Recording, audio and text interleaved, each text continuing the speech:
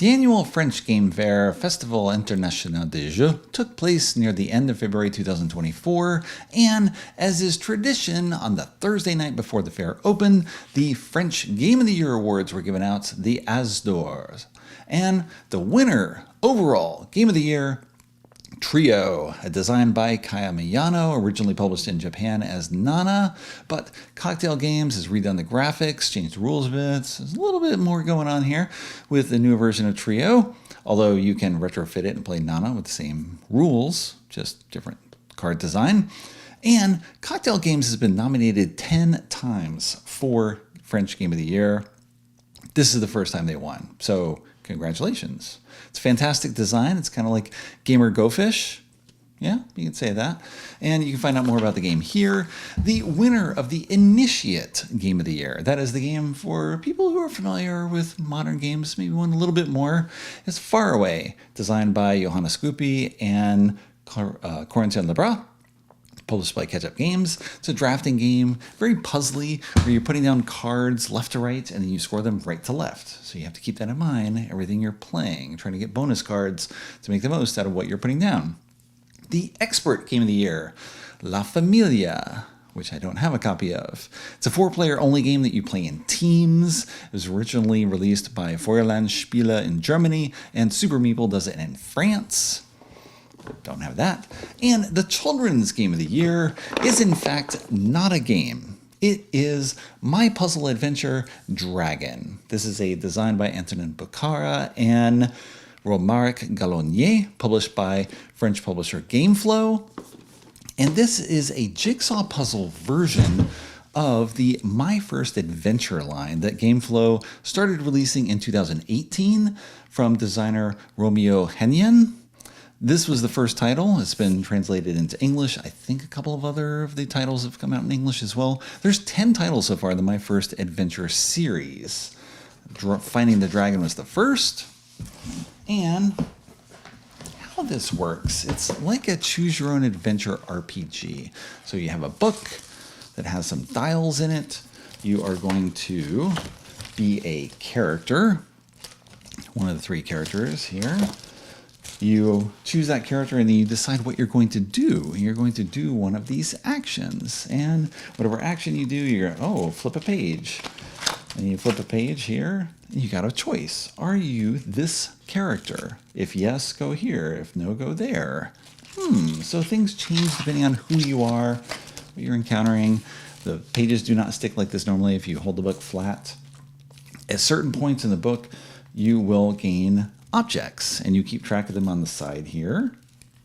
So maybe you need an object to advance at a particular location. You got 4 objects that you can hold at a time, and at a certain point you just flip the whole book. So whatever was on the top part, now it's gone. Now you're on something else. So you go on an adventure with your character, and the character matters for the choices and the outcome of the story. So this is like a game version, storybook game combination. Is very different. And now My Puzzle Adventure Dragon does something similar, where it is a story baked into a jigsaw puzzle. It's a very interesting combination. Let me show you how that works, and then we can talk more about what is and is not a game, and why this does not qualify, and why it doesn't really matter. Before we get to what's inside the box, you can see the publisher is already cleverly telling people what they're going to be doing. Find me in the picture. Where's Waldo style? You got a whole bunch of stuff in here. Find this character version, then you're going to get going. Okay, we can do that. But first, we must build the jigsaw puzzle. The instructions note that you should not look at the back of the tiles because there's stuff on the back that you will see only as you are actually playing the puzzle. Again, not actually a game. Don't actually play puzzles. Except here, I guess you do. We'll put this together first, 42 pieces, and then we'll talk about what to do next.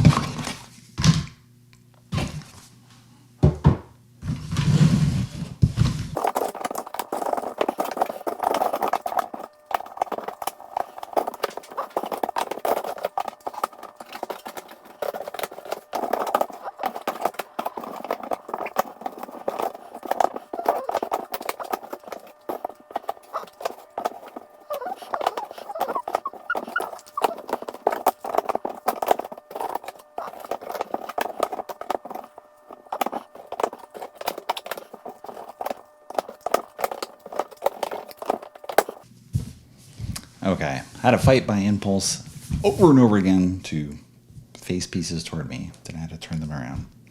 Anyway, we're all set at this point.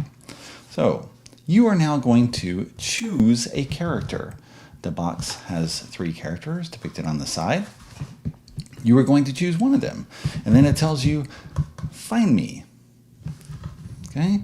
Find me and then look on the back and see if you have tile number 1. So let's do Sashay the cat. Why not? Sashay's on the cover. It's a cat. Let's go with that. So you look in the puzzle, find where Sashay is, turn him over. Tile number 1. Cool. And now you got something to read. And of course, ideally children reading it themselves, or you're doing it with the child, you're reading it with them, you're acting it out, whatever you want to do. No way you're getting off on an empty belly. A tasty smell of fruit pie tickles your snout. But where is it? Okay, now you're looking for fruit pie. So, where is Waldo style, except you have more direction in what you were doing. You want to find piece number 2. And you look around, turn it over. Number 2, good. If you turn over something else, it'll have like number 1. Nope, that's not it. This is actually number 1 if you were the wizard. Okay, once you find the next piece, this goes back in the box. So you were putting away the puzzle as you were doing this. You found the pie in question, yes. But a smell of burning spoils it. Go check out that cloud of smoke. It may be your dragon. I missed telling you in the first place that you were trying to find a dragon. I mean, it is called My Puzzle Adventure Dragon. There's a little story inside the rules talking about you finding the dragon. All the pieces on here setting you up to find the dragon. So now smoke. Where is a cloud of smoke? And you look all around. Find this here, and carry on. Number 3, disaster. The farm roof is burning. Can you see anything nearby to put out the fire? So there's some elements in here as well that's not just look for this thing, find this thing, but some reasoning as well, appropriate for children. You're going to find something to put out the fire. And you could be like, well, a chicken can put out the fire if you beat the fire with a chicken hard enough. And you look at that if you really think that's accurate. Nope, that's number 6. Don't do that. Don't try to put out a fire with a chicken. You know, you can do whatever you want. And then if you're not sure, you keep looking around. Maybe you're like, well, clearly there's water. Hey, there's a bucket here. You may suggest things. Maybe you went through the puzzle first, or the child just figures it out. Yeah, large bucket. Yes, let's put it out. So we take the bucket, throw the water on here. And there we go, number 5. Well done. The barn served you well, but you're going to need straw for the roof, and so on. So look around and you find straw. There you go. We didn't need the chicken on this tile. The straw was the important thing. Okay. You still haven't found the dragon. You got straw. You've spotted tracks. Where are they leading you? They're little dragon tracks. And so you can follow the tracks. And then, are they, nope, they still go. Do they end up here? Oh, all the way up to the cave in the corner. And there you go, number 7. There's a goblin. I've lost something. Help him find his chicken wing. And I won't go through the whole thing here, but you can see how this works. You're going to run through the pieces. At a certain point, you are going to hit some tiles where it matters what character you're on. You're going to be given a challenge. Are you this person? Do this. If not, do this. And so on. You reveal different tiles and eventually try to find your dragon. If I could flip over this whole thing and show you what's there, but I don't need to do that.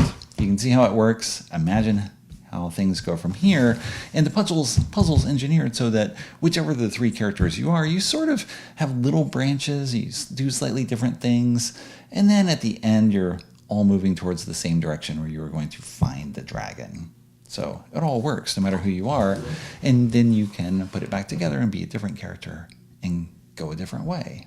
Do something else. A lot of memory involved here as well, where the next time you do this, you can jump immediately to be like, there's a fire, and then there's the bucket, or someone solving it with a young friend, and they sort of go through it together, figure out how it works. Now you know how my puzzle adventure dragon works, and while I am not the target audience for this item, publisher GameFlow gave me a review copy and I checked it out, putting it together and tearing it apart, flipping everything over, just figuring out how it works because I appreciate the cleverness of the design that has gone into it, the transformation of the jigsaw puzzle into something a bit more. It's a very neat idea. It is not a game, that is clear. At least from Board Game Geek perspective.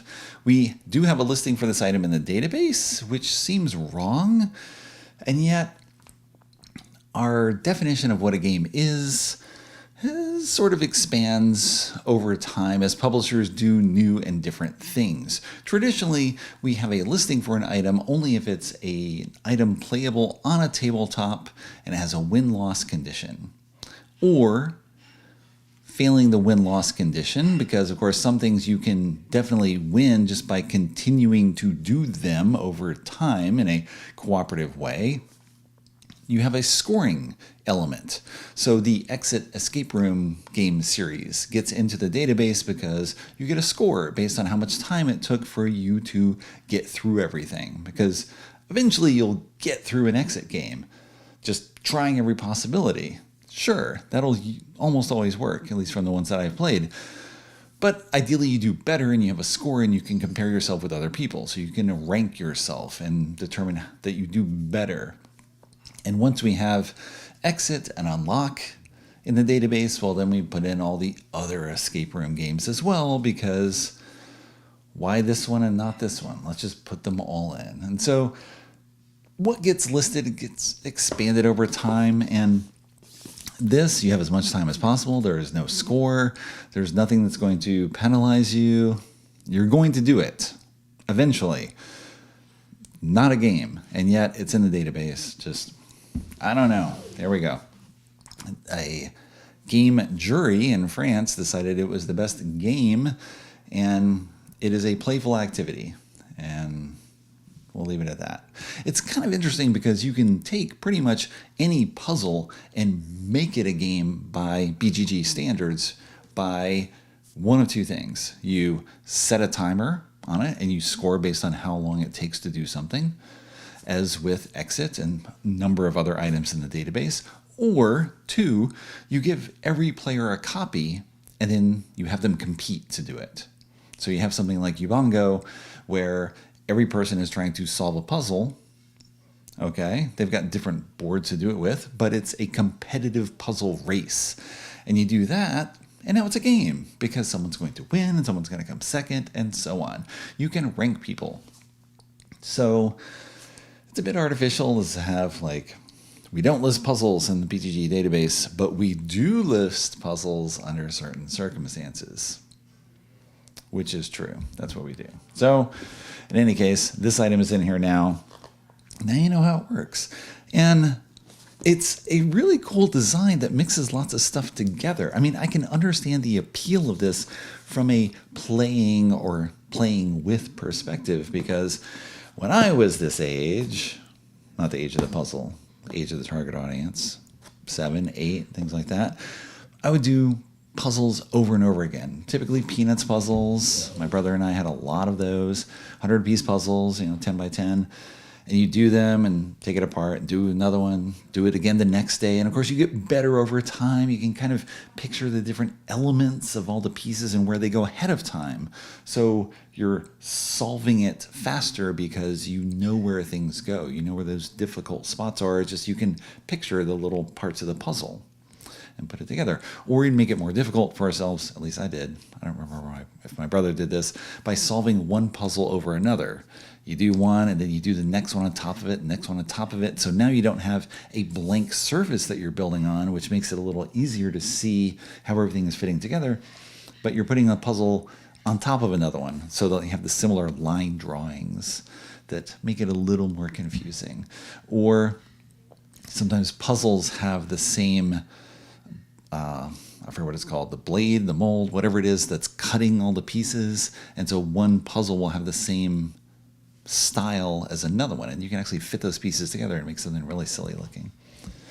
It's an interesting thing to do as well. So I understand the appeal of the puzzle in general, but now this one has the puzzle, and it's got some memory, and it's got some deduction, it's got a storytelling, it's got some variety in how you're doing it based on the characters. So it's got a lot of different elements that are put together. It's making a new thing. So I understand the appeal and why the jury might want to reward it, because it's neat. And I can imagine the target audience really getting a kick out of it. So congrats to Antonin, Romaric, Gameflow. Good job.